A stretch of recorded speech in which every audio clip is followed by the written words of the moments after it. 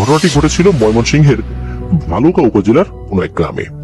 যার সাথে ঘটেছিল ওই সময় তার বয়স আনুমানিক 20 বছর ছিল। ওনার নাম মিলন। মিলনের মায়ের বিয়ে হয়েছিল নারায়ণগঞ্জ জেলায়। মিলন একমাত্র সন্তান ওই পরিবারের। মিলনের বাবা মারা যায় মিলনের 3 বছর যখন বয়স তখন। মিলনের বয়স যখন 15 কি 16 বছর, এই পর্যন্ত মা তাকে নিয়ে নারায়ণগঞ্জের তার যে স্বামীর বাড়ি সেখানেই থেকেছেন। পারিবারিক সমস্যার কারণে 2015 সালে মিলনের মা মিলনকে নিয়ে ভালুকা তার বাবার বাড়ি এসে বসবাস শুরু করেন। মিলনের নানা নানি বেঁচে নেই। বাড়িতে তার এক মামার পরিবার আর মিলনের মা, ওনারা থাকছেন। গরিব পরিবারই বলা চলে। মিলনকে স্থানীয় এক ইট ভাটায় সেখানে কাজে লাগিয়ে দেওয়া হয়। সেখানকার মালিককে অনুরোধ করে একটা কাজ দিয়ে দেওয়া হয় আর কি। মিলনের আচরণ, কাজের দক্ষতা এবং বিশ্বস্ততায় ইটভাটার মালিক মিলনকে 2 বছরের মধ্যে ইটভাটার ম্যানেজারের দায়িত্ব দিয়ে দেয়। ইটভাটার দায়িত্বে থাকাকালীন মিলন মাটি কাটার মেশিন, যেটাকে আমরা এক্সক্যাভেটর বলি, অনেক জায়গায় এটাকে ভেকু বলে, ভেকু গাড়ি বলে, তো এই জিনিসটা চালানো, রক্ষণাবেক্ষণ, এই জিনিসটা খুব ভালো করে শিখেছিল। মিলনের শখ বা লক্ষ্য ছিল এটা মূলত। কারণ এই এক্সক্যাভেটর মেশিন বা ভেকু মেশিন যারা অপারেট করে তাদের বেতন কিন্তু বেশ ভালো। ইট ভাটার ম্যানেজারের বেতনের থেকে এই ভেকু মেশিন বা এক্সক্যাভেটর মেশিন অপারেটরের বেতনটা কিন্তু বেশি। তো মিলন মামার বাড়ি থাকে। নিজের একটু জমি কিনে নিজের বাড়ি নির্মাণ সহ অনেক দায়িত্ব কিন্তু মিলনের উপর। মিলন ছোটবেলা থেকেই অত্যন্ত দায়িত্বশীল ছেলে। মিলন অল্প দিনে এত দক্ষ ভেকু অপারেটর হয়ে যায় যে মিলনের নাম আশেপাশের এলাকায় ছড়িয়ে পড়ে। মিলনের কাঁধে তো অনেক দায়িত্ব, তাই মিলন এক সময় ইট ভাটার চাকরি ছেড়ে ভেকু অপারেটর হিসেবে কাজ শুরু করে। মিলন 2018 সালে মামার বাড়ির কাছেই একটু জমি কিনে বাড়ি নির্মাণ করে ফেলে। সময় 2019। মিলন ভালুকার এক মালিকের এক্সক্যাভেটর মেশিন চালায়। মালিকের বেশ কয়েকটি এই মেশিন সহ কিছু ট্রাক রয়েছে। মিলনের এই ভেকুর মালিক একটা বড় কাজের অর্ডার পায়। ভালুকা উপজেলায় একটা বিল লিজ নিয়েছে একটি এগ্রো কোম্পানি। সেই বিল ভেকু দিয়ে মাটি খনন করে মাছের পুকুর তৈরি করতে হবে। মোটামুটি 1-1.5 মাসের মাটি কাটার কাজ। চুক্তি অনুযায়ী 2টি ভেকু দিয়ে কাজ শুরু করা হয়। প্রতি ভেকু মেশিন অপারেট করতে 2 জন অপারেটর লাগে। একজন দিনে, একজন রাতে, এইভাবে ভেকু বা এক্সক্যাভেটর মেশিন তারা চালায়। এছাড়াও একজন হেল্পার নিযুক্ত ছিল 2 ভেকু মেশিনের জন্য।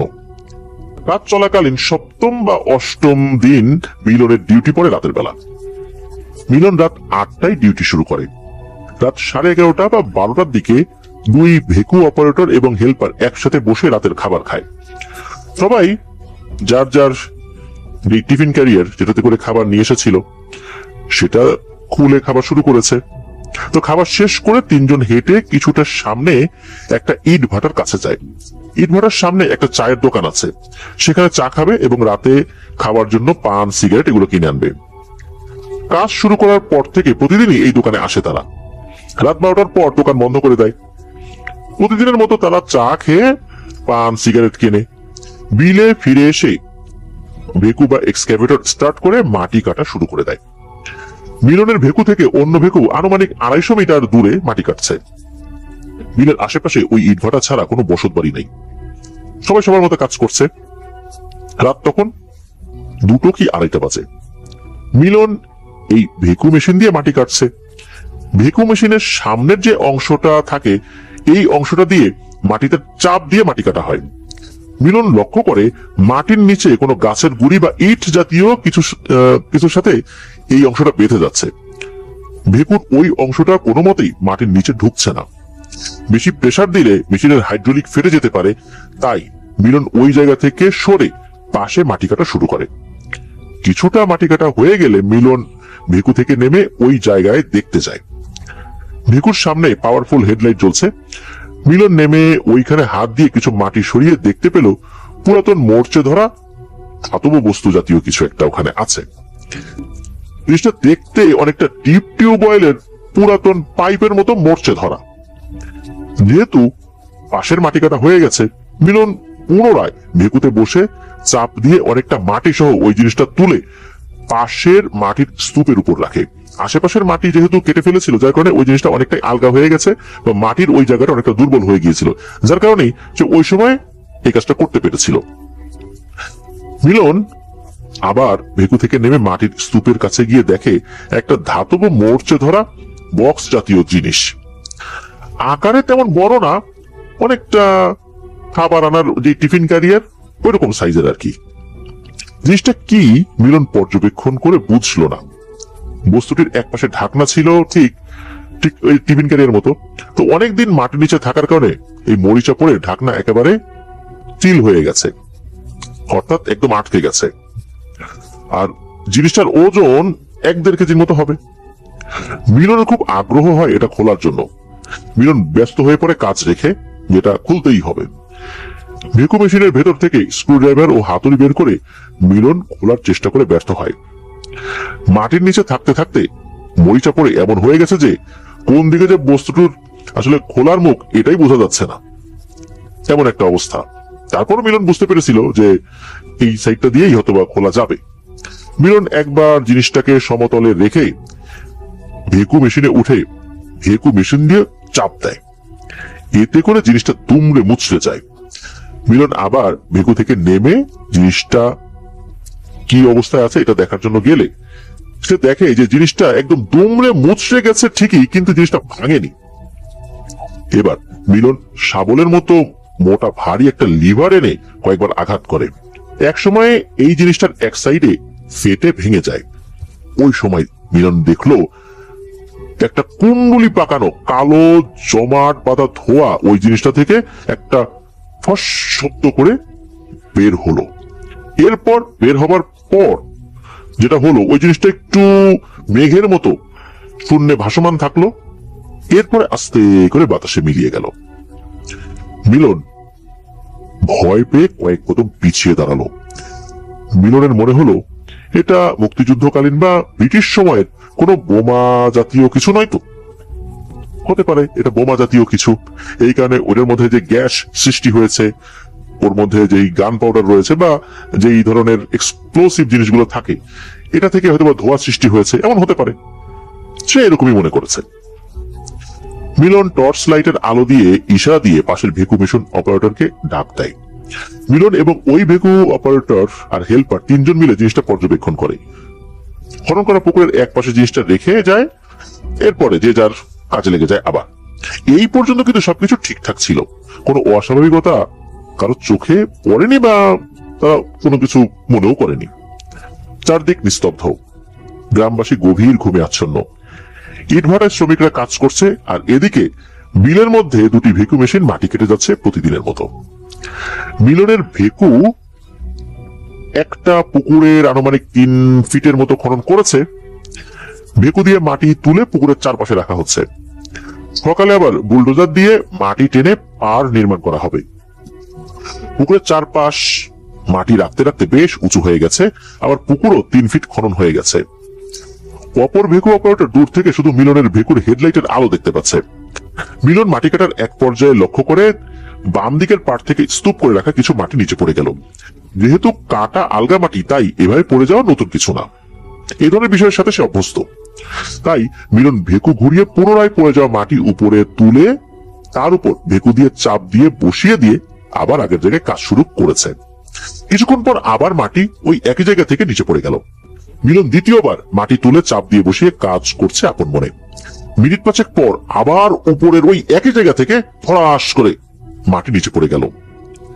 মিলন ভেকু মেশিনের স্টার্ট থামিয়ে নিচে নামে দেখতে যে ঘটনাটা কি, কেন বারবার ওখান থেকে মাটি পড়ে যাচ্ছে। মিলন পুকুরের নিচ থেকে ওঠে ওই স্তূপ করে রাখা মাটির উপরে উঠে টর্চ লাইট জ্বালিয়ে দেখে যে সেখানে কোনো সমস্যা আছে কিনা। দেখলো যে এখানে কোনো সমস্যা নেই, মাটি এমনিতেই গড়িয়ে পড়ছে।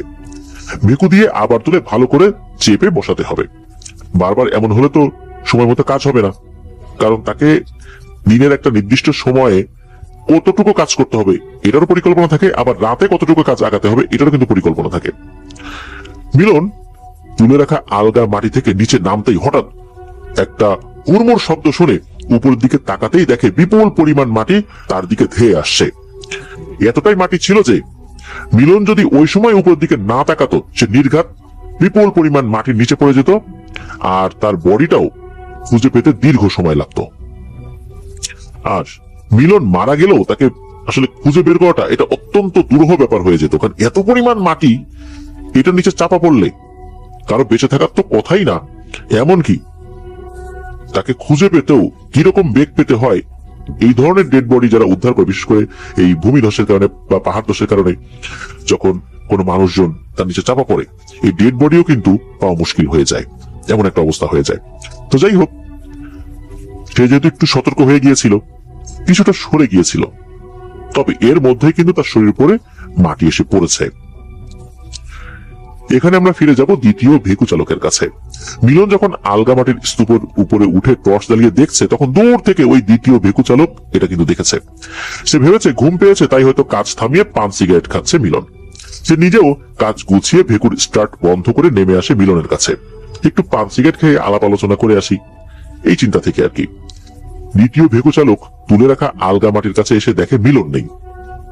সে খেয়াল করে যে নিচে মাটিতে টর্চ লাইট পড়ে আছে এবং লাইট জ্বলছে।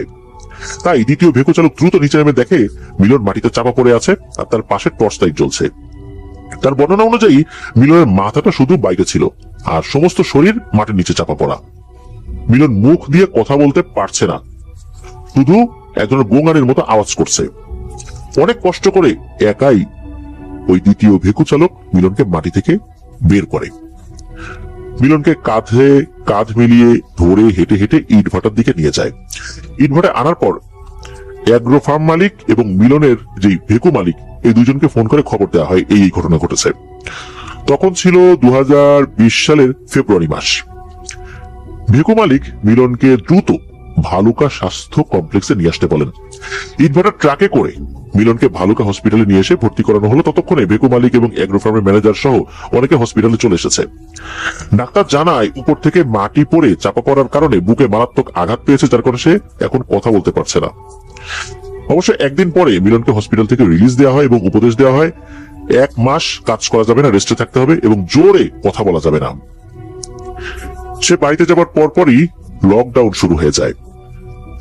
চিন্তা ছিল যে লকডাউন যখন তুলে নেবে তখন একজন বক্ষব্যাধি বিশেষজ্ঞকে দেখাতে হবে, এরকমই চিন্তা করা হয়েছিল আর কি।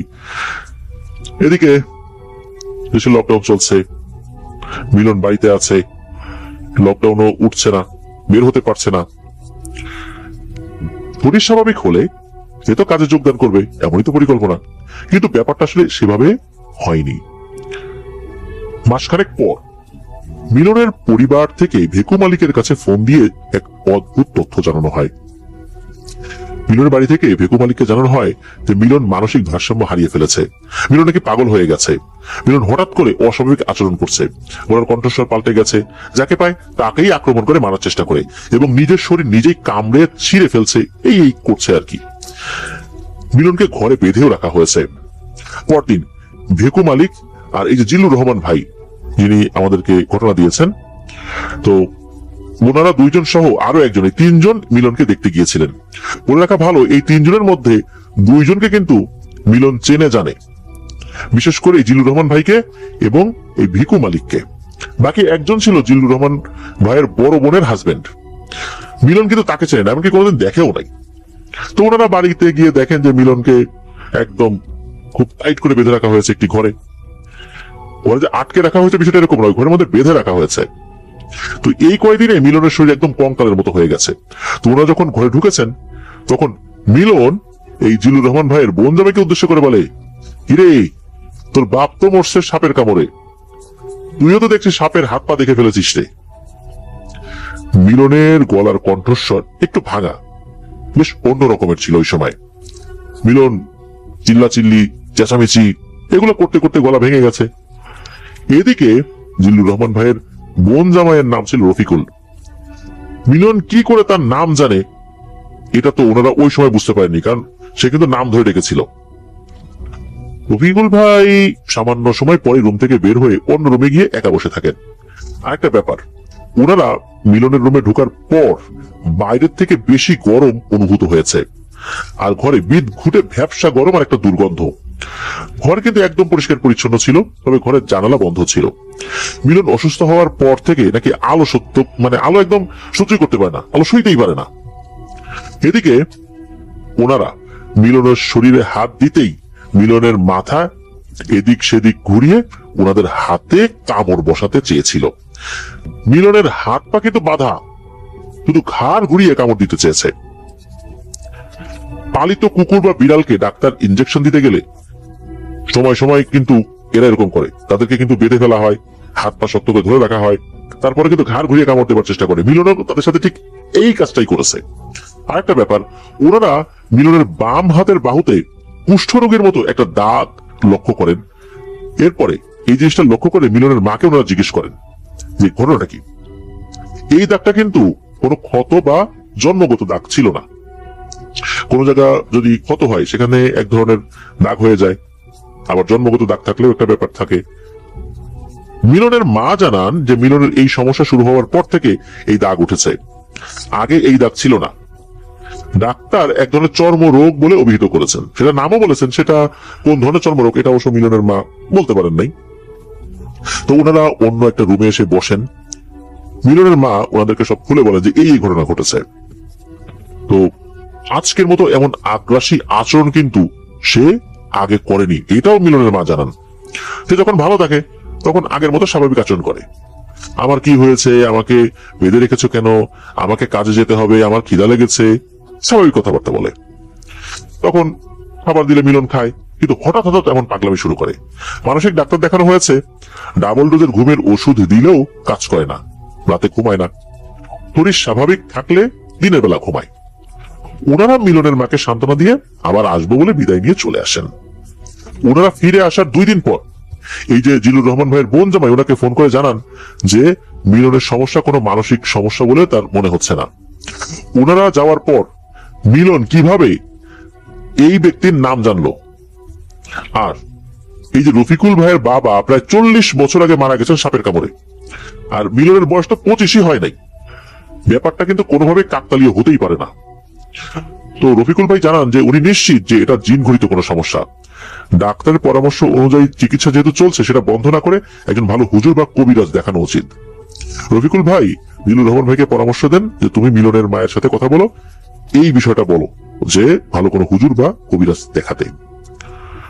জিলুর রহমান বলেন ভাই ঠিক আছে, এই বলে আর একটা কথা বলে ফোনটা রেখে দেন, এবং সাথে সাথে মিলনের ভেকু মালিককে ফোন দিয়ে এই ব্যাপারটা জিলুর রহমান ভাই বলেন আর কি।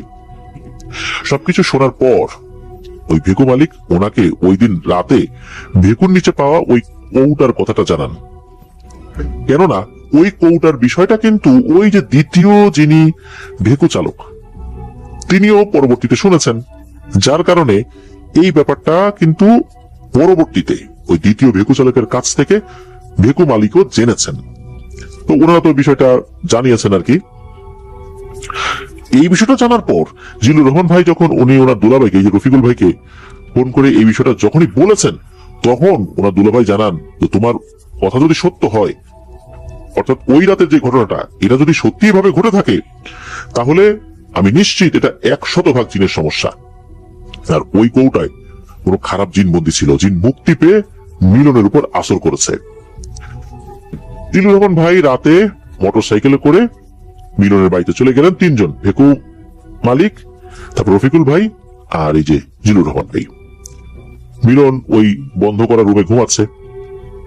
ওনারা মিলনের মাকে সবকিছু বলার পরও বিশ্বাস করাতে পারলেন না, উনি এসব বিশ্বাসই করেন না। মিলন পারিবারিক চাপে মানসিক ভারসাম্য হারিয়ে ফেলেছেন, কেননা ছোটবেলা থেকেই বিভিন্নভাবে মানসিক চাপ এসেছিল, এটা সত্য। বাবা মারা যাওয়ার পর তার মা তাকে অনেক কষ্টে লালন পালন করেছেন, কষ্ট তো হবেই। যেহেতু মিলন তার চাচাদের কাছে ছিলেন, অর্থাৎ তার মা তার শ্বশুর বাড়িতে ছিলেন, ওখানে তো অনেক ধরনের কথা শুনতে হবে, মানসিক চাপ তো থাকবেই। ছোটবেলা থেকে অনেক অবজ্ঞা অবহেলা সে পেয়েছে, এই বিষয়গুলো তো তার মধ্যে কাজ করেছে। এই কারণে হয়তোবা মানসিক চাপে ভারসাম্যহীন হয়ে গেছে। সবসময় কিছু একটা করতে হবে, জমি কিনতে হবে, বাড়ি করতে হবে, নিজেদের একটা থাকার জায়গা করতে হবে, এরকম একটা চিন্তা তো তার মধ্যে ছিলই। তো মিলনের মায়ের ধারণা এই কারণে এটা হয়েছে। আর যখন এ সমস্ত বলার পরও বিশ্বাস উনি করলেন না, এরপর রফিকুল ভাইয়ের বাবার মৃত্যুর কথাও তাকে বলা হলো। এরপর মিলনের মাকে বলা হলো যে ঠিক আছে, ডাক্তারের চিকিৎসাও চলুক, আর একজন হুজুর আনলে তোর ক্ষতি হবে না, সন্দেহ দূর হবে। মিলন যেহেতু অনেকদিন ধরে এই মালিকের ভেকো চালায়, তাই এই মালিকের কথায় উনি খুব একটা আর ফাইনালি আপত্তি করেননি। তো এই দিন ওনারা ফিরে আসার সময় ওনাদের সাথে ঘটে একটা দুর্ঘটনা। এটা আসলে কোনো দুর্ঘটনা ছিল না। ওনারা রাতে 3 জন মোটরসাইকেলে করে ফিরে আসছিলেন। মোটরসাইকেল স্পিড সর্বোচ্চ 35 কি 40 কিলোমিটার পার আওয়ার ছিল। কারণ ওনারা মোটরসাইকেলে বসে 3 জন মিলনের ব্যাপারে কি করা যায় এসব আলোচনা করছেন। বেশি স্পিডে চালালে ইঞ্জিনের শব্দে আর বাতাসের শব্দে তো কথা স্পষ্ট বোঝা যাবে না। আর গ্রামের একদম পাকা রাস্তা ছিল ওইটা, আর রাস্তা ছিল আবার ফাঁকা। ওরা 3 জন তখন খেয়াল করেন হঠাৎ একজন বৃদ্ধ রাস্তা পার হতে যখন চাচ্ছিলেন আর কি, তখন ওনাদের মোটরসাইকেল নিচে পড়ে গেল, আর মোটরসাইকেল নিয়ন্ত্রণ হারিয়ে ওনারা সবাই রাস্তায় পড়ে যান। ওরা 3 জনই মোটামুটি আঘাত পান, তবে আঘাতগুলো তেমন গুরুতর ছিল না। মোটরসাইকেল স্পিড কম ছিল, মোটরসাইকেলেও তেমন কোনো ক্ষতি হয়নি। তো ওনারা উঠে মোটরসাইকেল তোলার পর ওই বৃদ্ধকে আশেপাশে কোথাও দেখতে পাননি। বৃদ্ধ যেভাবে নিচে এসে পড়েছে তারও তো এই ওনাদের সাথেই পড়ে যাওয়ার কথা। ওনারা 3 জনই বুঝে নিলেন এটা কোনো দুর্ঘটনা নয়, এটা কেউ ইচ্ছাকৃত ভাবে এই কাজটা করেছে। ওনাদের 3 জনের ইন্দ্রিয় তখন একেবারে নিশ্চিত ছিল এটা কোনো দুর্ঘটনা হতেই পারে না, এটা অস্বাভাবিক কোনো বিষয়। ওনারা বাইক তুলে দ্রুত চলে এলেন এবং হালুকা এসে একটা ফার্মেসিতে আঘাতের স্থান ড্রেসিং করালেন। এই রাতেই এই জিলুর রহমান ভাইয়ের বোন জামাই এই যে রফিকুল ভাইয়ের সাথে ঘটে আর একটা ভয়ঙ্কর ঘটনা। রফিকুল ভাই রুমে ঘুমাচ্ছেন। ঘুমের মধ্যে উনি প্রবল শ্বাসকষ্ট অনুভব করেন। মনে হচ্ছে তার উপর ভারী কোনো কিছু পড়েছে, অর্থাৎ সে কোনো কিছুর নিচে চাপা পড়েছে। ঘুমের মধ্যে প্রবল শ্বাসকষ্টে তার ঘুম ভেঙে যায়। চোখ খুলে তিনি দেখেন তার ঠিক বুকের উপর চামড়াবিহীন বামন আকৃতির একটা খাটো মানুষের মতো অবয়ব এই জিনিসটা বসে আছে। চামড়াবিহীন এই কারণে আমরা বললাম অবয়বটির গায়ে মনে হচ্ছে কোনো চামড়া ছিল না। জবাই করার পর ছাগল বা গরুর চামড়া যদি ছিলানো হয় তখন যেমন দেখা যায় ওই রকম ছিল। এই জিনিসটা রফিকুল ভাইয়ের বুকের উপর বসে 2 হাত দিয়ে গলা চেপে ধরে শ্বাসরোধ করার চেষ্টা করছে। অবয়বটির মাথায় চুল ছিল না, মাথায় ছাগলের মতো 2টো ছোট ছোট শিং ছিল, আর একটি চোখ ছিল ঠিক কপালের মাঝখানে। সাধারণ মানুষের চেয়ে প্রায় 2 গুণ বড় ছিল খালি মুখমণ্ডলটা, আর মোটা মোটা 2টো ঠোঁট, কিন্তু বডিটা কিন্তু বামন। মুখ থেকে ঘন কালো পোড়া মবিলের মতো তরল গড়িয়ে পড়ছে রফিকুল ভাইয়ের শরীরে। রফিকুল ভাই কোনো মতে শব্দ করতে পারছেন না, শুধু মৃগী রোগীর মতো বিছানায় হাত পা ছটফট করছেন আর কি। প্রাণীটা রফিকুল ভাইয়ের কানের কাছে মাথা ঝুঁকিয়ে বলে, কাজটা ঠিক করিসনি, বাপের কাছে যাওয়ার সময় কিন্তু তোর হয়ে গেছে রে। এদিকে রফিকুল ভাইয়ের ছটফটানি টের পেয়ে ওনার পাশে থাকা ওনার স্ত্রীর ঘুম ভেঙে যায়। তো ওনার স্ত্রী ঘুম থেকে জেগে রফিকুল ভাইয়ের বুকের উপর এই জিনিসটাকে দেখতেও সে পায়। আর এটা দেখতে পেয়ে উনি তো পান মারাত্মক ভয়। উনি গলা ফাটিয়ে দেন এক চিৎকার, আর চিৎকার দিয়ে ওইখানে ওই বিছানায় শোয়া অবস্থাতে উনি অজ্ঞান হয়ে যান। সাথে সাথে নাকি ওই প্রাণীটা অদৃশ্য হয়ে যায়। এদিকে বাসার সবাই এসে দরজায় কড়া নাড়তে থাকে, কি হয়েছে, কি হলো। তো রফিকুল ভাই কিছু সময় পর একটু স্বাভাবিক হয়ে উঠে দরজা খুলে দিয়ে দরজার সামনে ধপাস করে পড়ে যান। বাড়ির সবাই এই রুমে আসার পর সবাই একটা গরম, একটা গুমোট আবহাওয়া আর একটা মিষ্টি রকমের উৎকট গন্ধ পান। এদিকে এই জিলুর রহমান ভাইয়ের বোন আর এই রফিকুল ভাই একটু স্বাভাবিক হওয়ার পর, জিলুর রহমান ভাইয়ের বোনের আবার পরে জ্ঞান ফেরত আসছিল আর কি, ওকে জ্ঞান ফেরানোর চেষ্টা করা হয়েছিল। ওরা যখন একটু স্বাভাবিক হয়েছেন তো দেখা গেল যে রফিকুল ভাইয়ের শরীরে বিশেষ করে বুক এবং পেটে ওই অবয়বের মুখের যে লালাটা পড়েছিল, এই লালা কিন্তু তখনও ছিল, ভেজা ছিল, এবং ওই লালা থেকে প্রচন্ড দুর্গন্ধ ছড়াচ্ছে। মানুষ যখন বুঝতে পারলো, ওনারা যখন বলেছেন এই ঘটনা, আগে তো বুঝতে পারেন না যে এই লালা কোত্থেকে আসলো, এই দুর্গন্ধ কোত্থেকে আসলো। ওনারা যখন বলেন এই ঘটনা তখন তো বুঝে ফেলছেন যে ঘটনা তো খুব ভয়ঙ্কর দিকে যাচ্ছে। দ্রুত তখন রফিকুল ভাইকে একটু হালকা গরম পানি করে গোসল করানো হলো। খুব সকালে ফজরের নামাজের পর এই জিলুর রহমান ভাইয়ের তালই সাহেব মানে রফিকুল ভাইয়ের বাবা মসজিদুল হুজুরকে ডাক দিয়ে ঝাড়ফুঁক করান। হুজুর সমস্ত কিছু শুনে অতি দ্রুত এই যে মিলন ভাই আর রফিকুল ভাইকে একজন ভালো হুজুরের শরণাপন্ন হতে বলেন। আল্লাহর রহমতে ওনারা একদিন পরেই ভালুকায় মাদ্রাসায় একজন হুজুরের সন্ধান পান যিনি এসব কাজ করেন টুকটাক। তো ওনারা কখন আসবেন হুজুরের সাথে ফোনে কথা বলে নিশ্চিত হলেন। এরপর মিলনের বাড়িতে ফোন করেও জানিয়ে দেওয়া হয় যে মিলনকেও ওনারা নিয়ে যাবেন, সাথে তারাও যেন যায়, তারাও যাওয়ার ব্যবস্থা করে আর কিছু কিছু। তো মিলনের মা জানান মিলনকে নাকি কোথাও নিয়ে যাওয়ার অবস্থা এখন আর নেই। এখন ভয়ঙ্কর ঘটনা শুরু হয়েছে বাড়িতে, আর মিলনের অবস্থা আরো খারাপ।